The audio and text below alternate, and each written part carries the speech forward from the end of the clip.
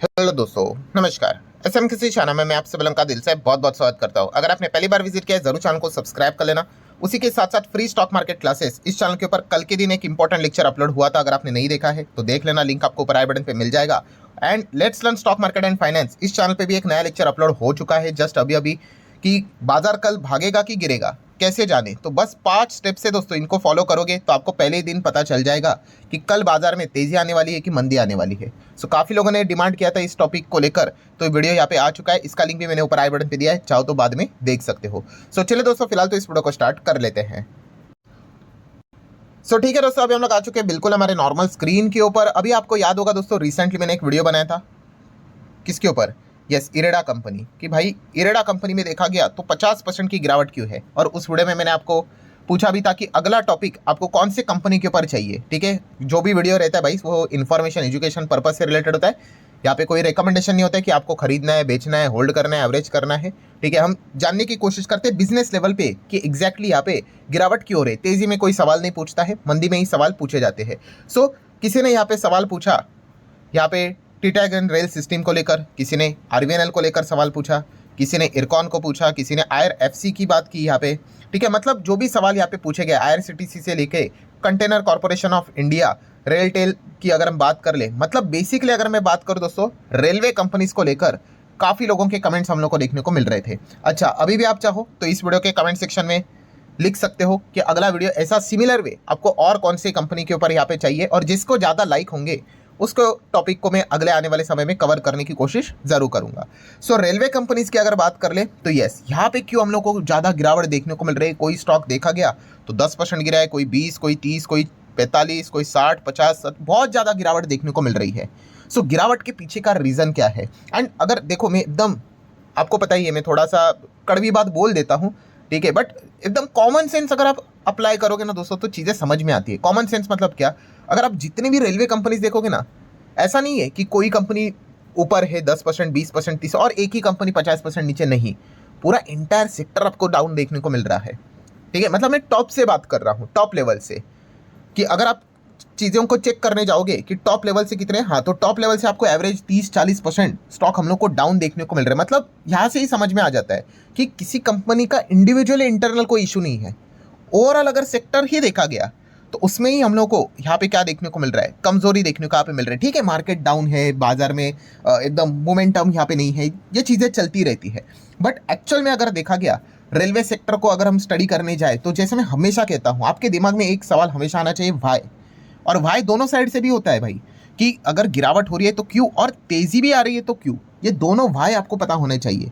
अब कुछ लोग बोलेंगे काहे की तेजी, यहाँ पे तो बस गिरावट है, तो ऐसी बात नहीं है भाई। आप अभी की यहाँ पे गिरावट की बात करें, आप ये कह रहे हो ना, ये वाला मतलब कोई भी एक रेलवे स्टॉक्स मैंने जस्ट एग्जांपल के लिए रखा है आपके सामने, देखो 50% गिरा हुआ है। आप तो बस ये देख रहे हो, आप ये भी तो देखो कि वाह, ये वाली जो तेजी हम लोग को देखने को मिली 4000% की तेजी, ये क्यों आई। ठीक है, ये चीज़ हम जब तक मतलब बोलते हैं ना खुद से मतलब स्टडी करने की कोशिश नहीं करेंगे, तब तक आपको फिर इस प्रकार के वाई का भी जवाब नहीं मिलने वाला है फिर। ठीक है, प्रॉब्लम यही होता है, जैसे मैंने काफ़ी बार आपको समझाया, क्या प्रॉब्लम होता है, यस, कि यहाँ पे खरीदने वाले कौन है, अगेन वही फोमो वाले, कि वो ये पास्ट परफॉर्मेंस को देखते हैं और सोचते हैं कि अब मैं यहाँ पे खरीदूंगा और ये यहाँ से और ऊपर चला जाएगा।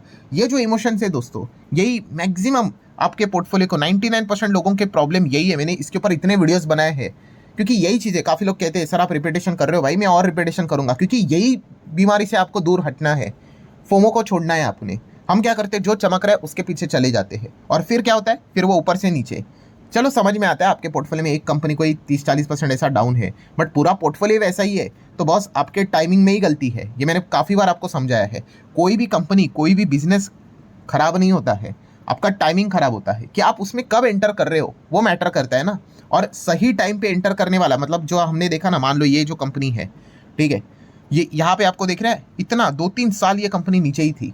यहाँ पे किसने एंट्री की होगी, यस, जिसको बिजनेस की समझ है, और सिर्फ एंट्री नहीं, उसके साथ साथ जिसने होल्ड किया होगा वही कर सकता है भाई, जिसको बिजनेस की समझ है। बिना बिजनेस की समझ वाला व्यक्ति वो तो बोलेगा चलो 10 रुपए में कंपनी मिल रही है, 20 रुपए मिल रही है, खरीद लो। फिर वो बोलेगा 3-4 साल के बाद अरे चल ही नहीं रहा है, बकवास कंपनी है, तो फिर भाई वो बस प्राइस देखकर चला गया था।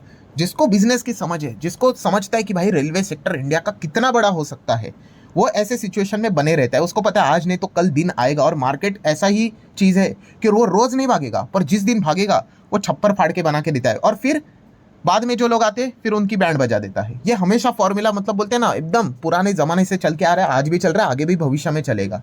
सो जैसे अभी मैंने आपको क्या बताया, आपका टाइमिंग अच्छा होना चाहिए। एंड अनफॉर्चुनेटली जो बहुत सारे लोग कहते हैं कि हमारा रेलवे कंपनी में 50, 60, 70, 80 जो भी वॉट एवर नुकसान यहाँ पे हो रहा है टॉप लेवल से, उनका टाइमिंग ही खराब है। और सिर्फ वो रेलवे कंपनी को लेकर नहीं होगा, वो किसी और सेक्टर में भी जाएंगे, उनका यही चीज़ हम लोग को देखने को मिल रहा है। मैं बार बार कह रहा हूँ दोस्तों, आपको ये चीज़ सुधारनी पड़ेगी, कोई नहीं आने वाला है आपको ये चीज़ सुधारने के लिए कि आपका हाथ पकड़ कर आपको सिखाएगा। ये चीज़ आपको पहले एक्सेप्ट करनी पड़ेगी कि हाँ भाई मुझे बीमारी है। बीमारी मतलब स्टेज 2 की बीमारी, फोमो की बीमारी, कि भाई जो भाग रहा है मैं उसको पीछे भागता हूँ। ये जिस दिन आपने एक्सेप्ट कर लिया भाई, आधी लड़ाई आप वहाँ पे जीत गए, फिर उसके बाद आप आगे वर्क कर सकते हो। सो ये पहला पॉइंट मैंने क्लियर करके आपको बताया कि वो वाई, कि क्यों ऐसा यहाँ पे हो रहा है।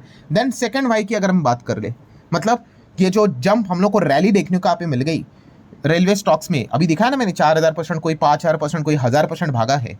सो वो क्यों भागा है? सो जैसे कि आपको बिजनेस की समझ होनी चाहिए, रेलवे कंपनीज का रिमोट कंट्रोल किसके हाथ में है?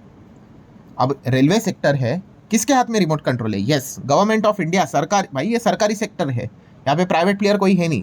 सरकार कौन सी आएगी कौन सी नहीं आएगी, उस कुर्सी के ऊपर कौन बैठेगा, वो सारी चीज़ें मायने रखती है कि ये सेक्टर कहाँ पे जाएगा। एंड सरकारी ये सेक्टर होने के चलते, जैसे कि आपको पता है ये सबसे इंपॉर्टेंट इवेंट इनके लिए कौन सा बनता है? Yes, budget. रेलवे बजट यही चीज़ है जो कि इस सेक्टर को बहुत बड़ा दिशा देता है कि बॉस हम आपको इतना इतना आपके ऊपर खर्च करेंगे, तो इन कंपनीज को एक अंदाज आता है कि हाँ भाई हमारे हिस्से में कितना काम यहाँ पे आएगा एक साल में। सो ये सारी चीज़ें बजट के वक्त ही पता चलती है, जो कि 1 फरवरी को होता है। एक ज़माना ऐसा था कि union budget and railway budget अलग अलग होता था, बाद में उसको क्लब कर दिया। सो अब बजट जो 1 फरवरी रहता है उसमें पता चलता है कि भाई आपको कितना काम मिलेगा, उस हिसाब से ही ये कंपनी हम लोग को चलती हुई देखने को यहाँ पे मिल जाती है। अगर मैं आपको पुराना डेटा दिखा दूँ 2015-16 के हिसाब से रेलवे बजट, या फिर आप बोल सकते हो कैपेक्स कितना था, 93,000 करोड़ अप्रोक्सीमेटली पकड़ कर चलो, फिर 16-17 लाख करोड़ के आसपास। फिर उसके बाद आप देख सकते हो 1,10,000, 1,40,000, फिर 1.5 लाख के आसपास। देन आप यहाँ पे देख सकते हो 1,60,000 करोड़, फिर 2,15,000, 2,40,000। देन उसके बाद आप यहाँ पे देख सकते हैं 24 की अगर बात कर ले तो 262, देन 262 200, एंड रिसेंटली अगर हम लोग यहाँ पे बात कर ले तो 262 200। ऑब्वियसली इसको कट करना पड़ेगा अभी जो आने वाले समय में देखने को मिलेगा। मतलब क्या है, 2.5 लाख करोड़ के आसपास का रेलवे बजट अब हम लोग को देखने को मिला, जो अभी हम लोगों ने देखा था कुछ समय पहले, 10 साल के पहले अप्रॉक्सीमेटली 93 के आसपास था। ठीक है, 93 का डबल भी अगर आप देखोगे तो 180। ठीक है, तो उससे पहले मतलब हम कह सकते हैं ये बजट काफ़ी अच्छा पिछले 10-12 साल में हम लोग को बढ़ते हुए देखने को यहाँ पे मिल चुका है। ठीक है, बट प्रॉब्लम क्या है? प्रॉब्लम मतलब यस कि पहले जो अभी हम लोगों ने डेटा देखा 93 से लेके जो जंप किए 2.5 लाख के आसपास, ठीक है, वो जंप काफ़ी ज़बरदस्त देखने को मिली, इसीलिए तो ये कंपनियां भागी इतना। यहाँ पे आने के बाद ये जो 2.5 लाख करोड़ का बजट जो अभी देखने को मिल रहा है, यस, इसके बाद उतना बड़ा बजट में हम लोग को क्या देखने को नहीं मिला है। आपके मतलब बोलते हैं ना, जवाब आना चाहिए भाई। यस, कुछ लोगों ने बोला होगा ग्रोथ नज़र नहीं आ रहा है। मैंने बहुत बार आपको समझा है, शेयर मार्केट में जो चार्ट पैटर्न है वो डिफाइन ग्रोथ ही करता है, ग्रोथ होनी चाहिए। सो अगर आप यहाँ पे ग्रोथ देखोगे, ये देखो अभी मैं आपके सामने ग्रोथ का परसेंटेज वाला डेटा रखता हूँ, 16-17 का प्रीवियस हिसाब से आप कैलकुलेट कर लो, ये 7.5% की ग्रोथ थी। देन अगर आप चेक करोगे 18 का बजट 10% की ग्रोथ थी, 19 का बजट तो भाई धमाकेदारी था, 28% की ग्रोथ थी। देन उसके बाद देखो 10% की ग्रोथ, फिर उसके बाद थोड़ा सा डल था। देन 2022 बाप रे बाप 33% की ग्रोथ, 1,60,000 से सीधा 2.25 लाख करोड़ का बजट कर दिया इन्होंने। तो इन कंपनीज को समझ में आता है कि भाई हमारे हिस्से में बहुत बड़ा काम आएगा, एंड फिर क्या होते हैं, फिर वो स्टॉक रॉकेट यहाँ पे बन जाते हैं। ठीक है, देन उसके बाद अगले साल भी देख सकते 11.5 के आसपास का बजट है। देन 24 में अगर आप देखोगे सिंगल डिजिट। देन उसके बाद ये देखो 25 क्या हो गया, 0.01, मतलब नेगेटिव नहीं बोल सकते, मतलब फ्लैट, एब्सोल्युटली फ्लैट। 2,62,217 का बजट, अगले टाइम 2,62,200 करोड़, सेम एकदम। और अगले इसमें भी देखो 2,65,200, मतलब क्या है, 1.25%। ये जो पीरियड है दोस्तों, यस, आप समझ रहे हैं यहाँ पे क्या नजर नहीं आ रहा है? विटामिन जी देखने को यहाँ पे नहीं मिल रहा है। ग्रोथ किधर है, परसेंटेज किधर है इधर? सो आप कैसे एक्सपेक्ट करते हो कि स्टॉक एकदम धमाकेदार एकदम परफॉर्मेंस दिखा दे? यही चीज़ होती है दोस्तों, ये बेसिक चीज़ें हमें पता है यहाँ पे होनी चाहिए। ठीक है, अब जिसको ये नहीं पता है तो उसको तो कुछ समझ भी नहीं आएगा कि हो क्या रहा है। सो आप देख रहे हो यहाँ पे ये 2 लाख 2.5 लाख इसी के बीच में फंसा हुआ है रेलवे बजट, पिछले 2-3 बजट की अगर बात करें तो। ठीक है, मतलब ये तो सेम ही है, बट आप समझो इन चीज़ों को। मतलब कहने का पॉइंट क्या है, यस इस चीज़ को लेकर लोग काफ़ी डिसअपॉइंट हुए थे। क्यों डिसअपॉइंट हुए थे तो मैं आपको बताता हूँ। यस बजट, प्री बजट रहता है ना कि बजट आने से पहले कि रेलवे बजट कितना होगा। सो आप देख सकते हो 23 जनवरी 2025 के आसपास खबर आई थी कि रेलवे में सी 3 लाख करोड़ का बजट, 3 लाख करोड़।